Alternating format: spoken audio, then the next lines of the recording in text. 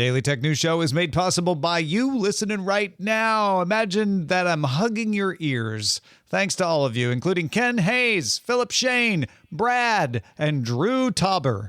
On this episode of DTNS, robots that help farmers monitor soil quality, China's catching up faster in mobile chips than a lot of people expected, and Drake has bad blood with Spotify and Apple. This is the Daily Tech News for Tuesday, November 26th, 2024 in Los Angeles. I'm Tom Merritt. From Studio Animal House, I'm Sarah Lane. And I'm the show's producer, Roger Chang. Oh, my goodness. We didn't know we'd be blessed with a story about Spotify, Drake, Kendrick Lamar today, but here we are, Sarah Lane. Here we are. No, it's this. Here we are now. Written in the stars, truly. So, yeah, we're gonna talk about that in a few minutes. Maybe you think it's gonna be fun. We used to call you on your cell phone, but this time it's a podcast, and other Drake puns will come. Let's start with the quick hits. Brazil's antitrust regulator has ruled that Apple must lift its restrictions on in-app purchases in the country within 20 days or pay a daily fine that is equivalent to $43,000. Specifically, Apple must let app developers in Brazil link out to their own websites for payment or let developers handle the in-app payments themselves. Europe, Japan, South Korea, and the U.S. have all made similar rulings. Just give up, Apple. Just give up. Uber's in-house data labeling division, which it uses for its own AI solutions, is now available for other companies to hire. The division is called Scaled Solutions, and non-Uber clients like Aurora, which makes autonomous trucks, Niantic, which does Ingress and Pokemon Go, are using it.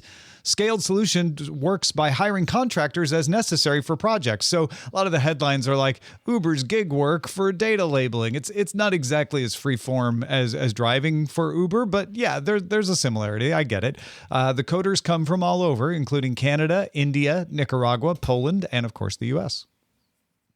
Threads is speeding up its feature rollouts. The company is testing the ability to let you choose whether you want the following or for you or a custom feed to show up by default when you open up the Threads app. If you're in the test, you can tap and hold the feed at top and choose edit feeds to change which one comes first.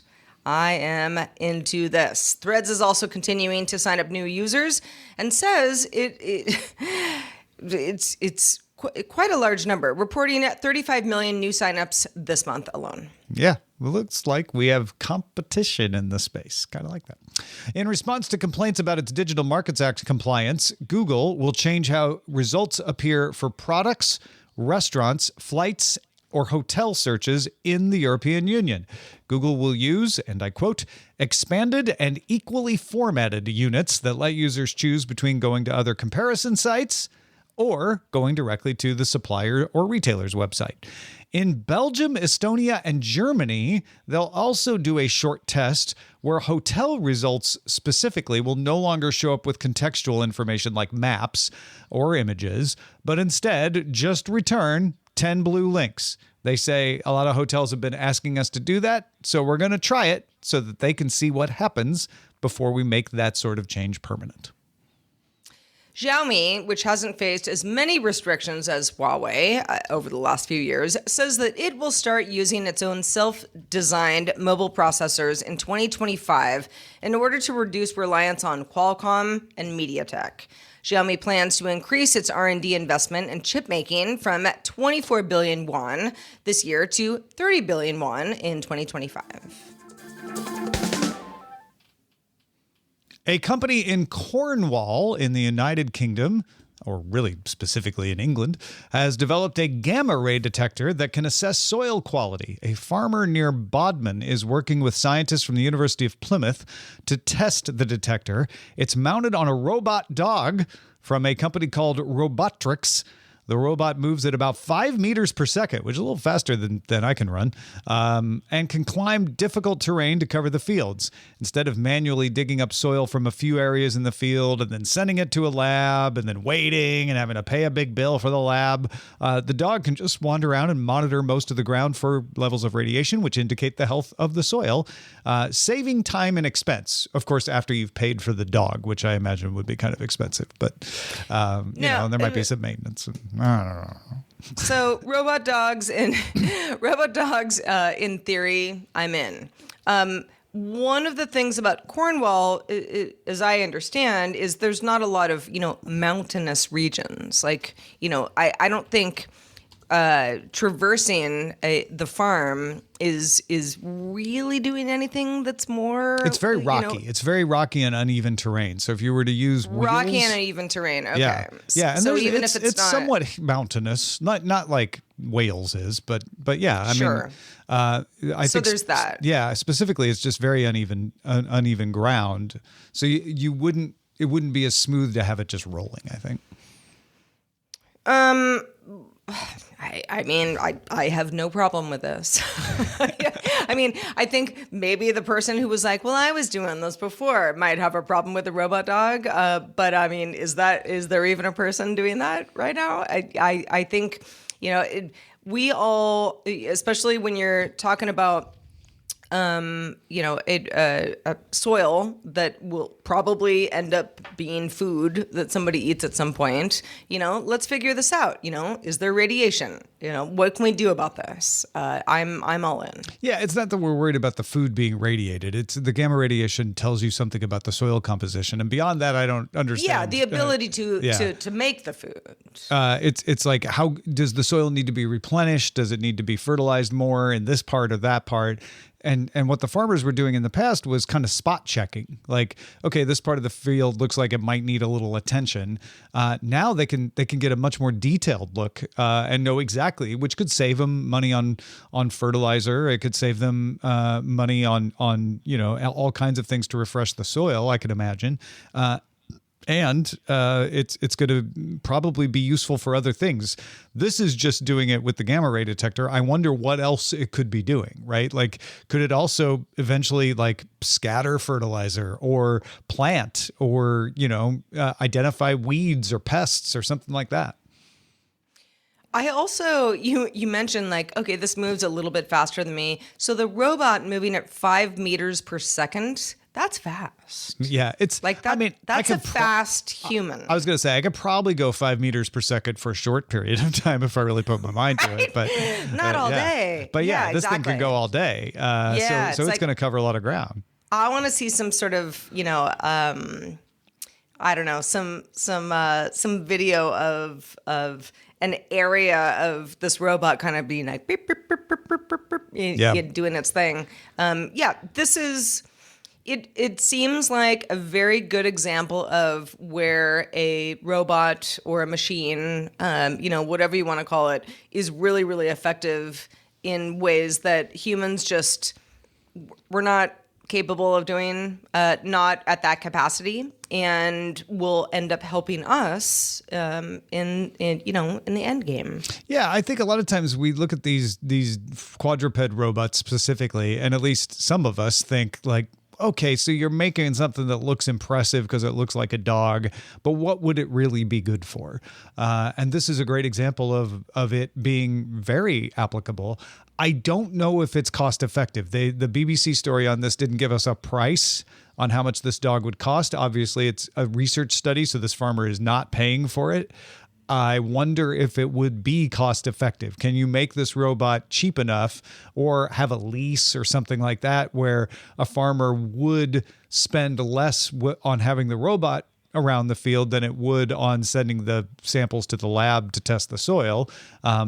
It's possible. I don't think it's a guarantee. That's why my head immediately went to, but what else could it do? Maybe you could make it worth the money that you would have to put into it if you can have it do several things for you, and then those add up, right? Yeah. I think the overall cost of something like this, and especially does this work on my particular plot of land? That's your mileage may vary. Do they call it miles in the UK? Yeah, they do. Or your kilometers may vary. But yeah, I don't know. I'm into it.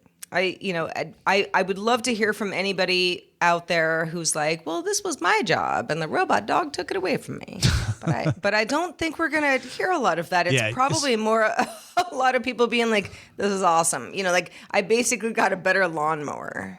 Yeah, especially in farming, you have a shortage of labor more often than you have the threat of something taking it away. So I think this is very much a labor saving device and a cost saving device potentially. As well. And I liked it because it's an example of robots doing something that isn't just like carrying a gun. Generally the robot examples are some kind of military application or potentially some kind of search and rescue application, which is a great application. Don't get me wrong, but it's nice to see stuff. It's nice to see. Oh yeah, sorting things for a warehouse. There's number 3. That's a really good one. It's nice to see a different one. That's why this one caught my eye. Well, Huawei's new Mate 70 smartphone series has gotten a bit of attention today. It uses advanced chips manufactured domestically, pointing to progress in China's own semiconductor industry, despite U.S. sanctions. This has been going on for a while between the U.S.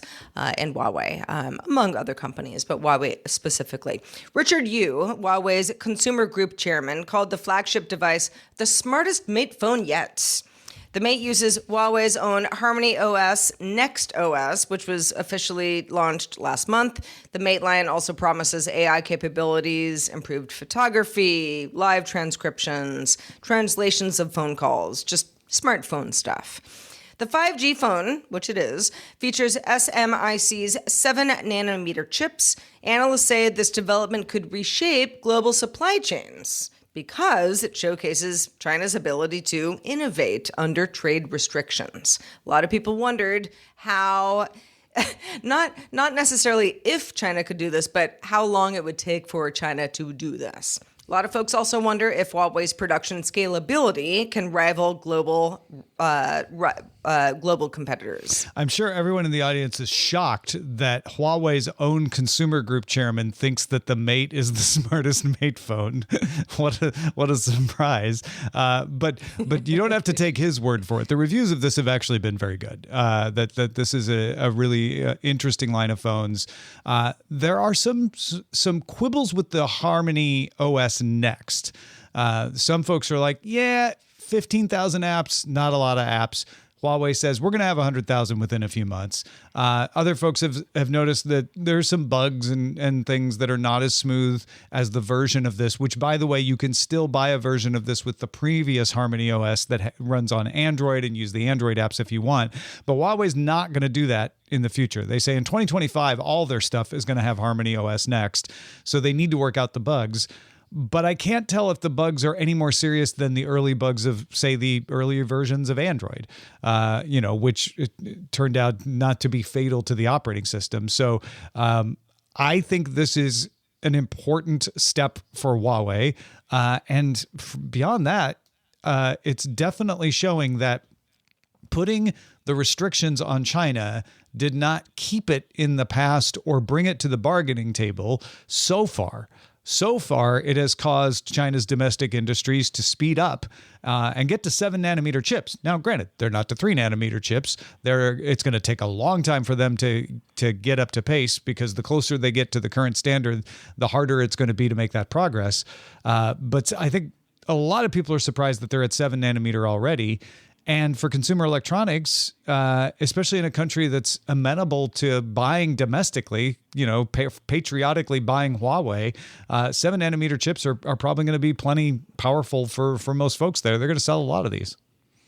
What do you think would be if you had to guess, the timeline would be to get from 7-nanometer to 3? I don't know. I don't know enough about chip engineering to really say for sure, but let's guess something like, double the amount of time for every step forward, right? It's just going to keep getting harder and harder. But they'll get close enough that it really won't matter that much. Like, they won't be able to sell a lot worldwide, But domestically, China is able to tilt the market in their favor. The public sentiment is on their side too. It's not like people in China don't like Huawei. They prefer Huawei because there are restrictions, because the U.S. tried to essentially shut the company down. It's hometown. Yeah, it's hometown exactly. Stuff. They probably like Huawei more now than they did before U.S. put restrictions on Huawei and the rest of China. I'm wondering, okay, so Apple obviously and has already been a bit of a victim of Huawei's kind of resurgence. I'm wondering, what are the other companies that stand to lose the most from Huawei? Xiaomi, sure, just because they're the direct competitors. But, what are the other companies that are, shaking in their boots right now? I think Xiaomi's probably doing all right. They're going to start making their own chips as well, and they're able to compete outside of China better than Huawei is because they have fewer restrictions on them than Huawei does. China has restrictions in general, and then Huawei has extra ones from the U.S. So I think Xiaomi's probably okay. What's that company in China that is not from China, but they make a really easy to use phone, and it's like China's more like one of their Apple. That's the one that's shaking. I was like, what are you doing right now? Yeah, okay, yeah. I think Apple has the most to lose here because they're from the U.S. And so they have a little bit of a hill to climb with people, and they are running into issues. For example, Apple Intelligence. They cannot use ChatGPT there. They can't even use all of their own Apple Intelligence algorithms there, and they're looking for a partner and running into roadblocks. It's not in a lot of domestic companies' best interest for Apple to be able to compete on AI, so they're going to make it harder for them. Yep. Well, folks, if you want to hear us talk about something on the show, one way to let us know is our subreddit. You can submit stories and vote on them at reddit.com/r/Daily Tech News Show. You may say, well, didn't I used to be able to go to a easier to remember URL? And yes, they took that away. So no, you can't go to that easier to remember URL. You have to go to reddit.com/r/Daily Tech News Show. I just bookmark it. It'll be great. Musician Drake has filed a lawsuit in New York Supreme Court alleging that Universal Music Group used bots and bribes to artificially inflate the popularity of Kendrick Lamar's song, Not Like Us. Among the accusations is that UMG gave Spotify a 30% discount on royalties for the song in exchange for increased promotion on the platform. He says that's pay for play. The suit also alleges that a podcaster was paid to use bots to add 30 million streams to Lamar's song, which would be against Spotify's own policies. Drake also accuses Apple of purposefully misdirecting Siri to play Lamar's Not Like Us when a user asks it to play Drake's Certified Lover Boy. There is a famous phrase in Not Like Us that uses the word certified, which could also be an explanation of why Siri gets confused, possibly. And the suit accuses UMG of paying DJs to play Not Like Us, a good old-fashioned payola accusation. The suit aims to compel discovery of information in advance of a potential RICO lawsuit against UMG. They're going to accuse them of racketeering, organizational crime. UMG, of course, denies all of these claims. Not Like Us was one of several songs made when Lamar and Drake were having a beef this summer that briefly included J. Cole before he bowed out. But Not Like Us definitely won the beef, at least in popularity, and became one of the most popular songs of the year. And it appears Drake has taken up the offer to shape the story how he wants. Oh, Tom, I see what you did there. So first of all, my initial reaction when I read the story was like, this is just sad. You lost your rap battle. For anybody who's not familiar with what that even means, it's like somebody had a song, someone else had a song, who had the better song? In this case, there were multiple songs. Okay, Kendrick just won. Everybody says so. And Drake was kind of, quiet about it for a while. Kendrick has been doing sort of a ongoing victory lap for some time now about this, and which is great or not, depending on whose camp you're in. But the whole idea that, okay, so Drake the artist is going after UMG, which he works with specifically, saying you artificially made this other artist have like the coolest song of the summer. That is sad. Because, maybe there were some handshake agreements. But I mean, are we all just sitting here thinking that this is the first time this has ever happened? Also, it's a banger song. Everybody likes that song. I mean, maybe, not for kids, but there's no way that the song was just sort of like artificially created, to become a success when it just like no one liked it. Yeah. That's just not true. No, I think it's a really good point to point out that Drake is on Republic Records, Lamar's on Interscope. They're both owned by Universal Music Group. Like, yeah, they're different labels, and different labels under one corporate family can have a fight.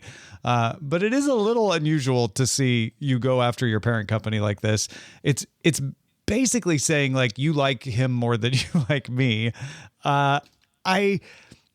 If I had any doubt of whether Not Like Us was really popular, then I would want to give Drake the benefit of the doubt to say like, hey, if they manipulated things, then that's against the law, against the rules, against the terms of service, whatever, and they should have to answer that. I don't like the sort of idea of like, oh, he's just a crybaby because he's lost. If there's a case, however, I don't get the sense that Not Like Us was popular because UMG paid Spotify to spin it, right? Yeah, like nobody was pumping that into my ears. I listened to it once, I'm like, good song, and then I listened to it 100 really more times. Good line, actually, multiple good lines, right? So I would almost say the crime here would be that Universal Music Group wasted money if it was paying Spotify and a podcaster to do this. Although actually, I think Drake was saying that that Lamar's own organization was paying the podcaster to spin it. That I could more likely see, when you're in a beef, to be like, let's pay somebody to juice the stats and get it up there. But I don't think that's why it was popular, even if he did that. So I don't, maybe a slap on the wrist if that was the case. But it does seem like this is not necessary. There was also there's a streamer. His name is escaping me right this second. Who said this lawsuit accusing Apple of misdirecting Siri to play Not Like Us when a user asks it to play Drake's Certified Lover Boy, which is a totally different album, which came out a long time ago. Well, not that long ago, but before this. The streamer was like, yeah, I don't actually think that Siri was doing that maliciously. I think it was just bungling things because that's Siri. So it's like, for this to be part of a lawsuit is like, okay, well, where's the evidence that this was like malicious? Yeah, I don't get, that's the least in order of the claims here, I would put the Apple purposefully misdirecting Siri to be the least likely to be true. I'd put the paying the podcaster to try to do bots to add streams most likely to be true. And yeah, maybe that deserves a slap on the wrist. I really doubt that UMG was trying to bring Drake down. Because on the other hand, why would they? On the other hand, I could absolutely see them say, yeah, we'll give you a discount on the royalties if we get increased promotion for any of their songs, for Billie Eilish or anybody else at UMG, right? Like, I don't know if that's illegal. Maybe it is, but I could absolutely believe that they would do that, not to get back at Drake, but just to get a song to be promoted more. I think, the reason that this is a unique beef and now lawsuit has a lot to do with the fact that, for anybody who hasn't been following this, and I would not, knock you for not knowing what's going on here, because a lot of this is very petty stuff. But we did cover it earlier. Justin Robert Young did a great explainer of it. So, you can go back and find that episode if you want. Yeah, but the whole idea of someone saying I'm the best rapper of all time, and someone else being like, no, I'm the best rapper of all time. That's basically what's going on here. Yeah. I mean, if you really want to dumb it down, in a nutshell, that's two rappers doing that. There were some other folks involved, but essentially that's what it is. So it's sort of like, okay, well, if the rapper over here on the right side said, well, no, I'm the biggest rapper of all time and the best, and the other one on the other side is like, well, now I'm mad. I'm mad. That's kind of what this seems like to me. Why wasn't Drake doing all these same things? Is the other right? I'm not saying two wrongs make a right, but if these are the kinds of things happening, I mean, is Drake trying to make us think oh, but I'm above any dirty tricks during a rap beef? I'm not sure. Yeah. I'm not sure about that one either. All right. Before we get out of here, let's check out the mailbag. Let's do it. If you want to make the most of your travel points on your next trip, and I know I do, Chris Christensen has a good website just for you. This is Chris Christensen from Amateur Traveler with another Tech in Travel Minute. I'm surprised I haven't named this resource before on these updates, but Point.me or Point.me is a useful tool if you collect airline points for finding a way to use them for a particular trip. So, for instance, I looked for my daughter to try and bring her and her family out to California for Christmas and went to Point.me and searched for the route that they were trying to fly, and it very quickly looked through not just one particular airline's frequent flyer programs, but a number of different programs all at once. So it's a meta search engine for points and miles, and that's quite useful. I actually bought the standard plan for this rather than just using the free version, but even the free version can be quite useful if you're looking for how to spend your airline points and miles. Point.me is the resource, and this is Chris Christensen from Amateur Traveler. Thank you, Chris. Good resource. Go check that out. It's also linked in our show notes. Point, not points. Point.me. We also have some follow-ups on my problem with the charger falling out of the wall socket. Yeah, so last Friday, Tom, you mentioned how your charger is falling out of the wall socket in GDI. We all kind of talked about, what's the best course of action here? Few of you sent in suggestions, and we thank you for that. Andrew wrote, I got this U-Green unit with 100 watts and 3 USB ports and 1 USB-A port, and it plugs into a lead rather than into a wall. I actually had one of those as well, but didn't pull it out because it's kind of big and bulky, and I just wanted to use the little one. What we got more? We got another one? We got another one. Tim wrote in, I bought a 5-pack of these, ostensibly to be able to use large wall wart plugs on a power strip, but one could be a solution for a floppy hotel socket, as it has an earth and the socket end is less well used and therefore tighter, and in many cases it would touch the floor and therefore release tension on the charge. Yeah, a few people had this suggestion. This is a good one. Just they're like little mini extension cords. But they have the ground plug, so they stay in the wall socket better. And then a lot of people wrote in and said, in the newest version of the Anchor charger that I have, they include a suction cup so that you can just suction it to the wall, and that helps it stay in as well. Oh. So I guess I could just get a suction cup too. Thanks to everybody for all of those suggestions. Patrons, stick around for the extended show Good Day Internet.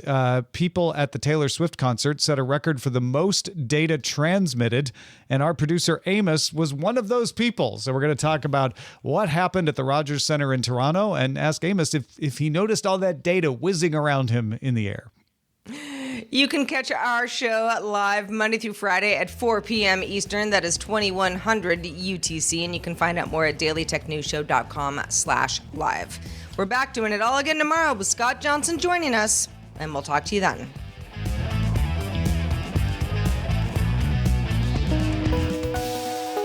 The DTNS family of podcasts.